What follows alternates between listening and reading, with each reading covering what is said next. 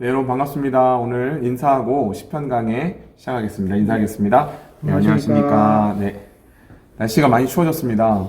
그래서 옷을 좀 따뜻하게 입으셔야 될 것 같은데 김영근 전사님 아직 반팔이시네요. 네, 저는 아직 반팔입니다. 지금 반팔 입기 딱 좋은 것 같습니다. 아, 그래요? 네네. 아, 그렇구나. 저는 막 추워서 잠바 입었는데도 지금 살짝 추운데 네. 이렇게 버티는 거 보면 신기하다. 열이 많습니다. 아, 예. 좋습니다. 자, 오늘은 시편 96편이죠? 네, 맞습니다. 시편 96편인데 네. 특별히 표제어는 없어요. 네, 이번 시편에는 표제어가 없습니다. 예, 그래서 표제어가 있는 시편이 더 많죠? 원래? 네, 그렇죠. 표제어가 없는 시편이 제가 34편으로 알고 있는데 네. 그 중에 한 시편이고 네. 보통 표제어가 없다는 거는 배경을 알기가 참 어려운데 네네. 선생님 어떻게 이 시편은 좀 배경을 알 수 있는 내용들이 좀 있습니까? 네, 이번 시편은 네. 이제 목사님 말씀해 주셨던 것처럼 이제 표제어가 없기 때문에 약간은 곤란하긴 한데 네. 그 내용을 좀 살펴보게 되면 네. 좀 배경을 유추해 볼 수 있는 부분들이 네네. 있더라고요. 네. 그래서 이제 내용 같은 경우는 시편 전체적으로 오늘 시편이 그 역대상 16장 23절에 33절과 거의 똑같다. 아, 그렇습니까? 네, 또 거의 똑같은 내용으로 이제 구성되어 있거든요. 역대상 16장이면 다윗이 그렇죠. 언약궤 맞습니다. 들어올 때. 네, 예. 다윗의 시로 그래서 생각을 할 수가 있고 네. 목사님 말씀해 주셨던 것처럼 이제 전쟁에 나갔다가 언약궤를 빼앗기고 네. 거기에서 이제 신기한 일을 겪고 나서 그 사람들이 이제 언약궤를 버리잖아요.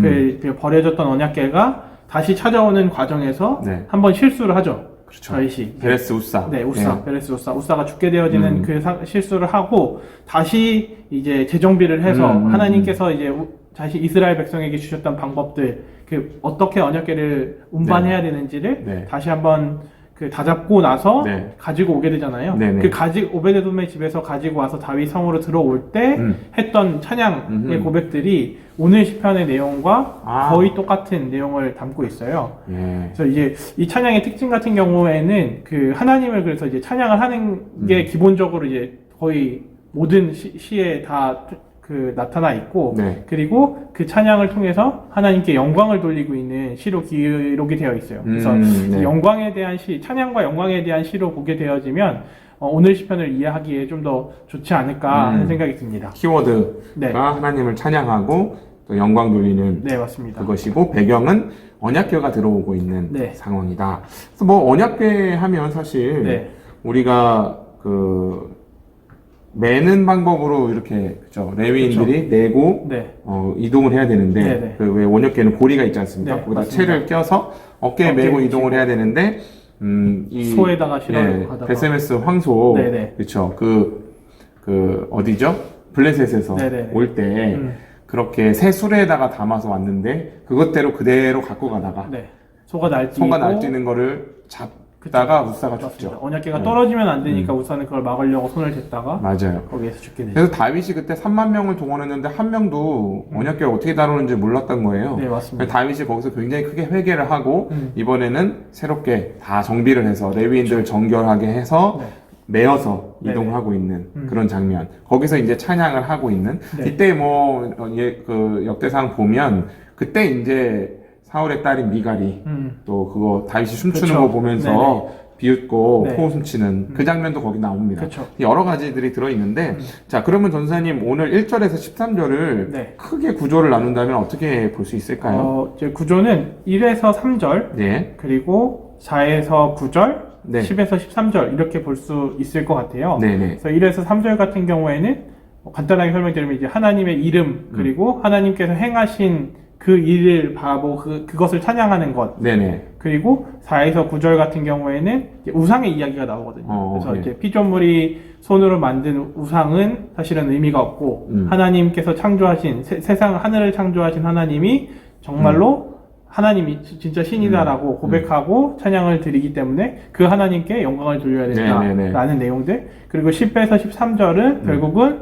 그 일을 통해서 하나님께 영광을 돌리는 일을 통해서 결국은 그 하나님께서 이루실 일들, 약속을 성취하실 것들, 언약궤를 통해서 보이신 성실을 나타내는 것들을 사람들에게 이제 보고 또 온 세상 사람들이 그것을 보고 찬양하라고 네. 이야기하는 내용들로 구성되어 있습니다. 아 좋습니다. 그렇게 세 단락인데 네. 제가 볼 때는 뭐 크게 보면 과거 하나님의 행적 맞습니다. 네. 이루신 일을 바라볼 때 하나님께 영광 돌릴 수 있고, 네. 그 다음에 지금 현재 하나님이 아닌 뭐 다른 우상이라든지 자기를 숭배하는 게 아니라 하나님만을 바라볼 때 하나님 영광을 우리가 돌릴 수 있고, 네. 그 다음에 마지막에 하나님께서 약속하신 일이 성취되는 순간에, 그죠? 그게 뭐 네. 현재 성취도 될 수 있고, 지금 우리 같은 경우 예수 그리스도를 통해서 성취가 됐지 않습니까? 네, 네. 그때 성경의 약속이 성취되는 일 가운데 하나님 영광이 드러난다. 이제 그 세 단락으로 크게 영광의 주제를 이렇게 좀 살펴볼 수가 있는 것 같은데요. 맞습니다. 자, 첫 번째 단락을 보니까 네.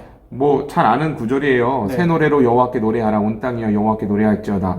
여호와께 노래하여 그의 이름을 송축하며 네. 그의 구원을 날마다 전파할지어다. 이렇게 나오거든요. 네, 네. 그리고 뭐 그의 영광을 백성들 가운데에, 그의 기이한 행적을 만민 가운데에 선포할지어다. 이렇게 합니다. 네, 네. 그래서 결국에는 하나님께 노래하고 찬양하고 그의 이름을 송축하는 이유는 그의 구원.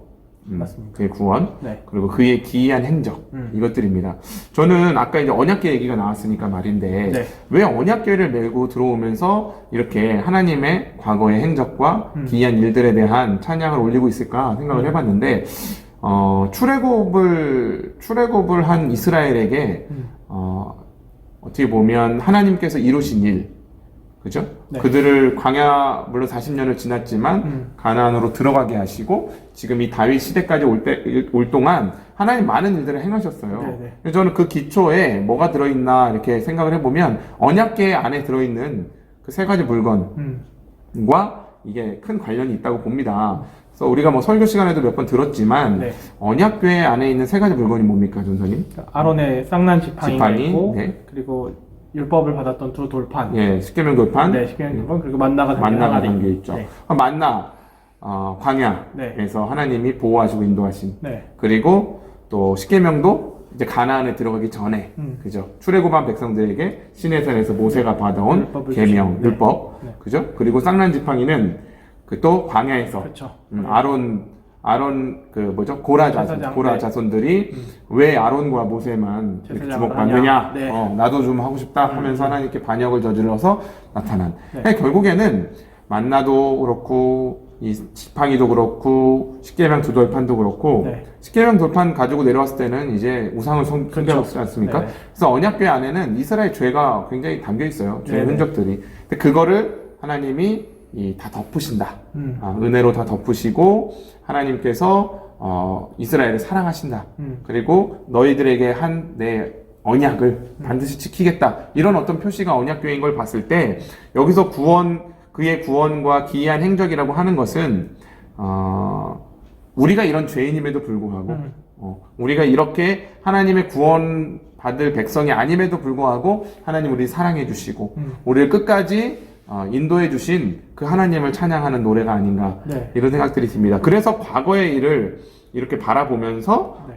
하나님께 영광을 돌리는 게 아닌가 이런 생각이 들어요. 네네. 그래서 우리가 하나님의 영광을 찬양을 한다 했을 때 하나님의 영광이 도대체 어디 있습니까? 라고 할 때 우리를 구원하신 하나님. 네. 성경에서는 이스라엘을 구원하시는 그 하나님의 일들을 우리가 바라볼 때 그 안에서 하나님의 영광을 아는 지식이 우리 안에 생성되지 않나. 맞습니다. 저는 그렇게 좀 생각을 합니다. 네네. 그래서 이 1에서 3절에 목사님 말씀해 주셨던 그 광야 생활과 출애굽 장면 같은 네. 경우에는 그 시편 저자가 고백하는 것처럼 그의 기이한 행적을 만민 가운데 이제 선포할지어다라고 네. 고백하잖아요. 그러니까 네. 이게 또 목사님 말씀하셨던 내용과 저는 개인적으로 이제 연결되었던 부분이 결국은 신자들, 네. 그러니까 하나님의 선택된 백성들만이 경험할 수 있는 일들이었던 것 그렇죠. 같아요. 예, 네네. 그렇죠. 예. 맞아요. 그러니까 이건 예수 믿는 신자만이 할 수 있는 거예요. 네, 맞습니다. 그러니까 하나님의 영광을 바라본다는 것은 이 경험이 있는 자들, 그죠? 내가 그렇죠. 죄인이며 네. 그럼에도 불구하고 하나님이 십자가를 통하여 나를 구원해 주셨다. 이 정확한 신앙 고백. 내가 구원이 필요한 존재라는 것. 내가 타락한 백성이고 내가 그대로라면 지금 이 세상에서 괜찮게 사는 것 같지만 사실은 큰 문제가 있는 하나님 앞에서 온전치 않은 존재라는 자각이 있는 사람들에게만 네. 예수 그리스도의 영광이 드러나잖아요. 맞습니다. 그래서 그런 의미에서 이런 찬양이 3절까지 이어지고 있고요. 네. 4절부터 9절까지라고 했죠, 네, 목사님. 맞습니다. 여기에는 이제 우상에 대한 내용들이 들어있어요. 네네. 그래서 모든 신들보다 경외할 것이며 이 얘기는 여러 가지 신이 있는데 그 중에서 하나님을 경외해야 해야 된다라는 말이 아니라 다른 신은 의미 없다는 다 얘기죠. 가짜다. 그냥 가짜다.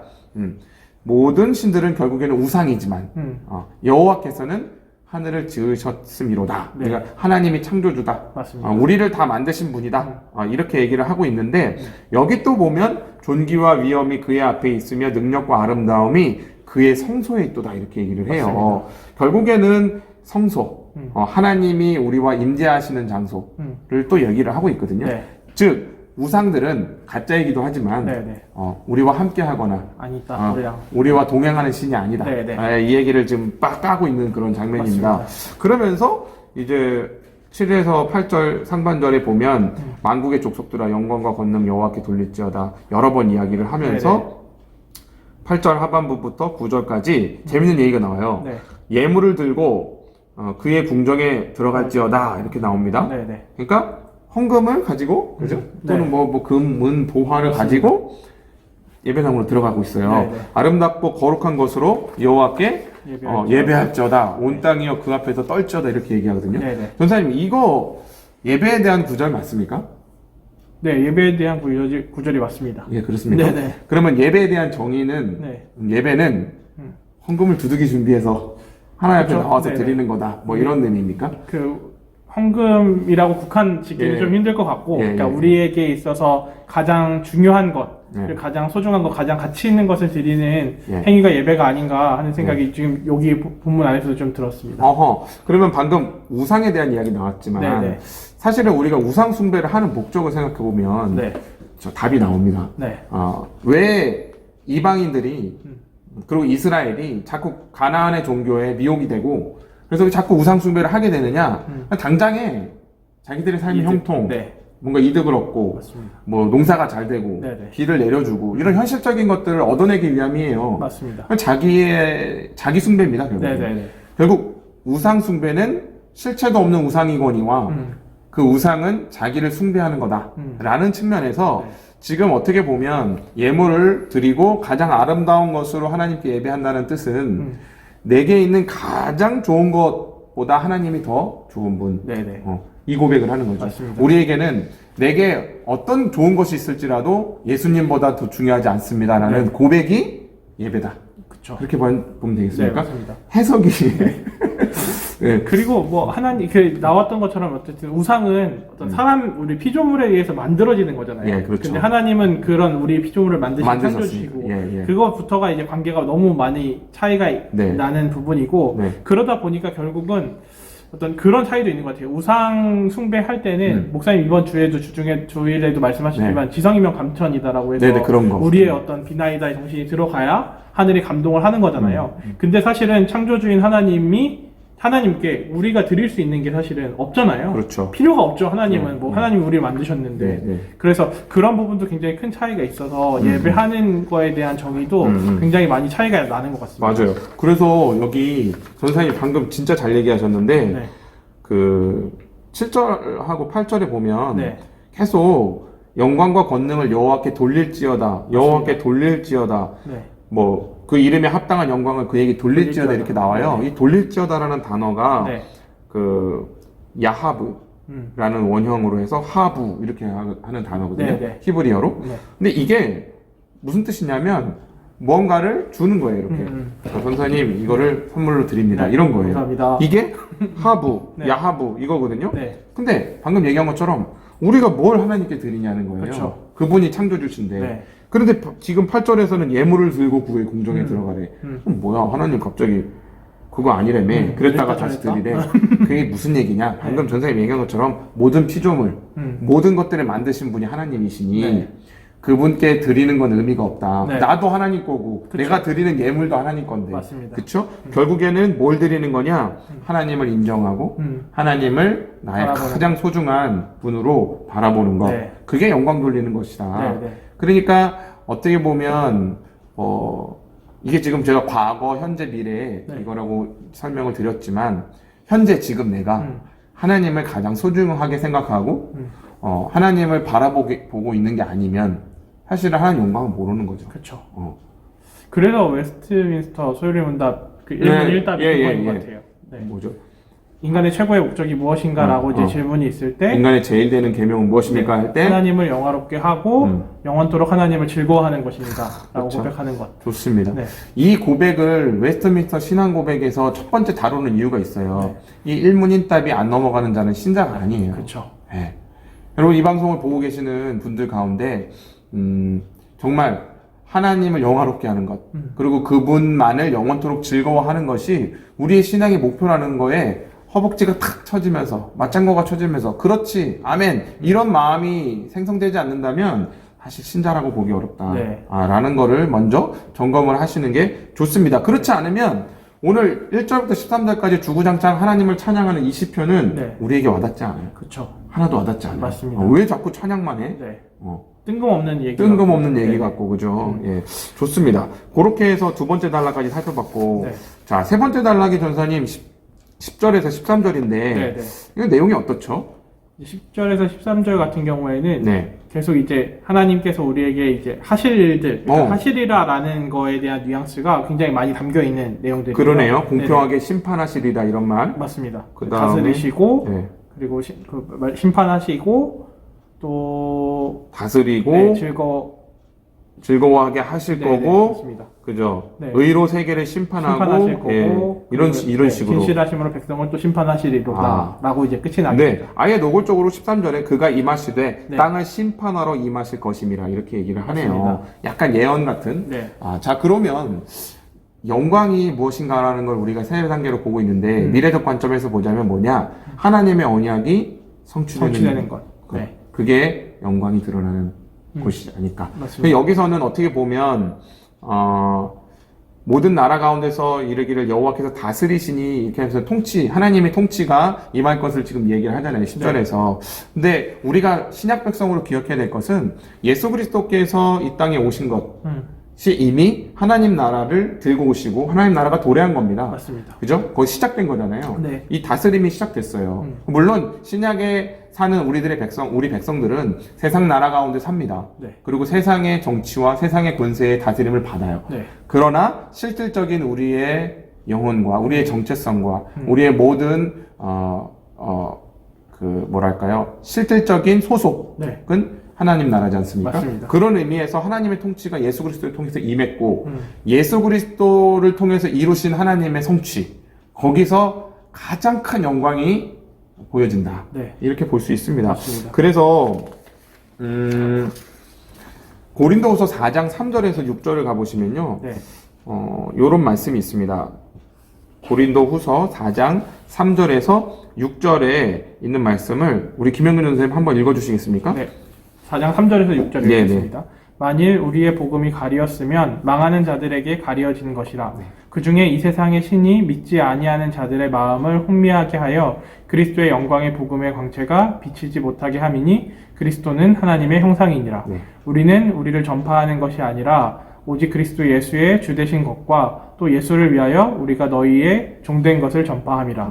어두운 데에 빛이 비치라 말씀하셨던 그 하나님께서 예수 그리스도의 얼굴에 있는 하나님의 영광을 아는 빛을 우리 마음에 비추셨느니라. 네, 아멘입니다. 아멘. 마지막 구절에 보니까 하나님께서 예수 그리스도의 얼굴에 있는 하나님의 영광을 아는 빛을 우리 마음에 비추셨느니라 이렇게 돼 있어요. 그러니까 예수 그리스도를 통하여 예수 그리스도의 십자가와 부활 그리고 그분의 생애를 통과할 때 우리는 하나님의 영광을 알 수 있다.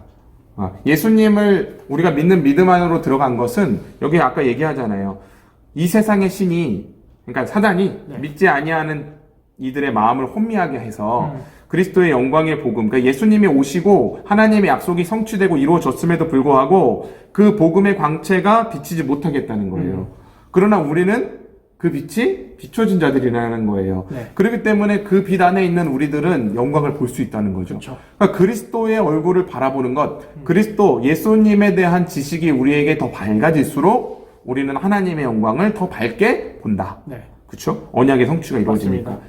그렇기 때문에 모든 언약이 구약 성경의 모든 언약이 다 성취가 되고 지금 하나 남았죠. 이제 주님 다시 오시는 것. 재림. 그것들만 우리는 지금 기다리고 소망하는 겁니다. 맞습니다. 그렇기 때문에 이 땅을 살아갈 때 지금 방금 말씀드렸던 이 세 가지 첫 번째는 네. 하나님께서 우리에게 행하신 일을 바라볼 때 하나님의 영광을 우리는 찬양할 수 있고요. 네. 그 다음에 하나님 그분 자체를 우리가 기뻐하고 즐거워할 때 영광을 볼 수 있고요. 네. 그 다음에 세 번째, 예수 그리스도 안에 있는 언약의 성취를 바라볼 때 우리는 하나님의 영광을 볼 수 있다. 이렇게 네. 정리를 좀 할 수 있겠습니다. 네.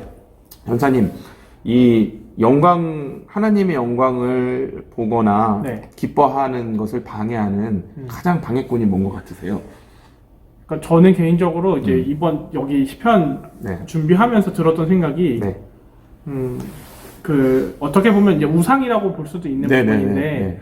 이 찬양으로만 이제 구성되어 있잖아요. 예. 순수하게 일방적인 찬양으로만 완전히 찬양으로만 구성되어 있는데 들었던 생각이 그거였어요. 이 찬양의 고백들이 시편에 기록되어 있는 이유가 무엇일까 이렇게 생각해 보니까 이 시편의 저자나 성경이 이야기하고자 하는 거는 이 찬양의 고백들이 그냥 찬양으로 끝이 나는 게 아니라 어떤 신앙을 가지고 있는 저희 신자들의 어떤 정체성과 기준이 되어져야 되는 게 아닌가 하는 생각이 들었어요. 네, 그래서 네. 이제 왜냐하면 이게 분리가 되기 시작하면 찬양은 찬양이고 내 삶은 내 삶이고 내가 하는 그렇죠. 기도는 기도다라고 그렇지. 분리가 돼버리면 이제 기도를 해요. 신자들이 기도를 하는데 이 찬양의 고백들과는 전혀 상관없는 기도를 하게 되는 거죠. 그렇죠. 그냥 일방적으로 계속 구하게 되는 간청 기도만 계속 하게 되는 겁니다. 맞아요. 하나님 이것도 필요해요, 저것도 필요해요. 그러니까 예를 들면 또 반대로 생각해 보게 되면 지금 시편 저자의 고백들은 하나님께서 함께 하셨고 하나님께서 우리에게 기이한 일을 보이셨다라고 얘기를 하는데 네. 실제로 이 땅에서 사는 삶이 팍팍한 사람들, 힘든 네. 사람들은 아무 역사가 없죠. 네, 하나님은 내 삶에 안 계신 것 같고 무슨 하나님이 계신데 내 삶은 이렇게 어그러져 있어 라고 생각을 하게 될 수도 있잖아요. 흘러가 버릴 수도 있는데 이 시편의 고백들이 기준이 되어진다면 거기에서 생각의 전환이 찾아오게 되는 게 아닌가 하는 생각이 들었어요. 그러니까 지금 상황에서 하나님이 계시지 않을 거야 라는 내용이 아니라 내 삶은 여전히 팍팍하고 뭔가 공고하고 해결되지 않고 잘 풀리지 않는 것 같은데 왜 이럴까라는 생각보다는 이런 내 삶 가운데 하나님께서 함께 계신다고 한다면 그런 내 삶이 무엇이 의미가 있을까를 좀 되돌아볼 수 있게 되어지는 그런 내용들이 좀 될 수 있어서 목사님 말씀하셨던 영광을 바라보지 못하게 하는 부분들은 내 자신이 우상이 되어져 버리는 것들이 가장 큰 방해 요소가 아닌가 하는 생각이 전 좀 들었습니다. 맞아요. 결국에 자기가 우상이 되는 것, 네. 그러니까 자기의 어떤 원하는 것, 욕심, 그러니까 뭐 우리로 하면 돈, 그쵸. 그런 거, 돈을 너무 사랑하면 이제 그리스도의 영광이 안 보이는 거예요. 네. 사실 그리스도의 영광을 깊이 창념하면 돈이 안 보이고요. 그렇게 되는 게 당연한 자명한 이치인데, 방금 전사님이 했던 이야기가 되게 의미심장한 게, 보통 우리는 이렇게 생각하잖아요. 찬양을 1시간 하고, 찬양해. 그죠? 이제 준비됐어 이제. 근데 중요한 거는 그 찬양 가사 안에 어떤 하나님의 말씀이 들어있고, 무슨 의미가 들어있고, 거기 안에서 나는 누구고, 이런 거는 다 생각 안 하고 네. 뭐 하냐면 고양시키기 위해서 해요. 그렇죠. 찬양을. 맞습니다. 찬양을 불때기 위해서 합니다. 그리고 기도는 무엇을 위해서 해요? 떼쓰기 위해서 하는 거예요. 그렇죠. 맞습니다. 기도 안에 찬양이 들어있어야 되고 하나님의 말씀을 의지해서 해야 되는 기도여야 되고 네. 그런데 그거 안 합니다. 그리고 설교 들으면서는 뭐예요? 지식을 흡수해요. 네. 아니에요. 설교 듣는 중에 우리는 찬양을 부르고요. 네. 우리의 영혼 안에 탄성이 터져 나올 수 있고요. 유레카하면서 깨달을 수 있는 거고요. 설교를 듣는 동안에 기도할 수 있는 거거든요. 네. 그러니까 예배라는 것을 우리가 생각할 때 그런 식으로 어떤 기능, 결국 나라는 사람을 북돋아 올리고, 그죠? 하나님께 내가 뭘 갖다 드리고, 뭐 이런 식으로 생각할 게 아니라, 아까 제가 예배의 의미가 내게 가장 좋은 곳은 하나님입니다라는 고백이라고 했던 것처럼. 네. 아니, 좋은 예물 갖다 드리라고 했지만, 아니 드릴 게 없는 사람은 못 드리는 거잖아요. 맞습니다. 몸이라도 드리겠습니다 하고 헌신하는 거죠. 네네. 그렇게 응용을 해야지. 네네. 이거 봐, 성경이 이렇게 얘기하는 거 봐봐. 결국에는 헌금 내라는 거잖아요. 맞아요. 요렇게 적용하시면 안 되는 네. 거예요. 찬양 1절부터 13절 찬양 이변 시편을 보니까 우리는 찬양을 많이 해야 돼. 찬양합시다. 이렇게 적용하면 안 되는 맞습니다. 거예요. 안 됩니다. 찬양과 말씀과 기도와 삶이 통합되는 네. 네. 그 안에 어떤 의미가 있고 내 정체성이 뭔지를 깨닫는 그 기준이 오늘 찬양 안에 있는 것 같다. 맞습니다. 좋습니다. 네. 그걸 붙들고 오늘 이 시편 96편을요 다시 한번 저희들의 이 방송을 보셨다면 한번 나직하게 읽어보시면서 또 기도하시고 찬양하고 예배하는 그러한 우리 행신 가족들이 되셨으면 좋겠습니다. 네. 선생님 이 정도 할까요? 네. 네, 마치겠습니다. 인사하겠습니다. 감사합니다.